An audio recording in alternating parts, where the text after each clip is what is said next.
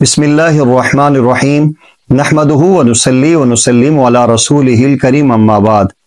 आज अक्सर लोग नज़र आते हैं कि हमारे कारोबार बड़े ठप हो गए हैं, माली मसाइल बहुत ज़्यादा हैं, कर्ज़ों के बोझ तले दब चुके हैं। ऐसा कोई अमल बतलाएं कि अमल भी आसान हो, करना भी आसान हो और मुजर्रब तरीन अमल हो।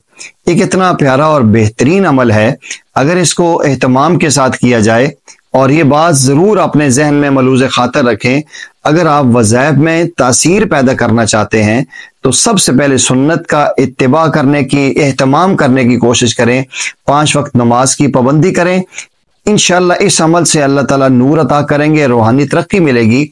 और अल्लाह जल्ल जलालू के ख़ास नाम हैं, इन्हें अगर हम पाबंदी के साथ पढ़ेंगे तो इंशाअल्लाह हमें रिजल्ट मिलेगा। और ये हमारा तजर्बा शुदा अमल है, कई लोगों ने अल्हम्दुलिल्लाह किया है और आज वो इसके समारात से मालामाल हो रहे हैं। अमल बड़ा आसान है, कोई मुश्किल नहीं है।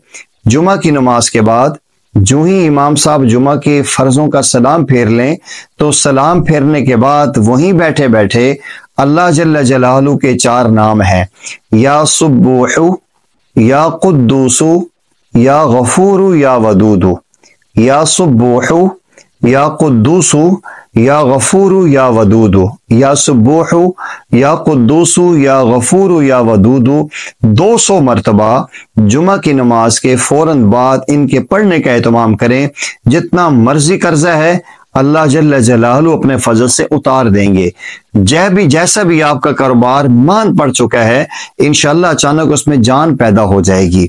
और अगर आप कारोबार करना चाहते हैं, आगे कारोबार के हालात खुलते नहीं हैं, इसका एहतमाम करें अमाल सालिहा के साथ साथ। इंशाअल्लाह अजीज आप खुद देखेंगे चंद ही दिनों में आपके कारोबार में तरक्की शुरू हो जाएगी। जिस तरफ आप जाएंगे इंशाअल्लाह आपका ही कारोबार होगा, उसमें नफा ही नफा होगा। तो बहरहाल 200 मरतबा जुमा की नमाज के फौरन बाद ये 4 अस्माए गिरामी पढ़ने हैं। दरमियान में बातचीत नहीं करनी, उसके बाद अल्लाह ताला से दुआ मांगनी है।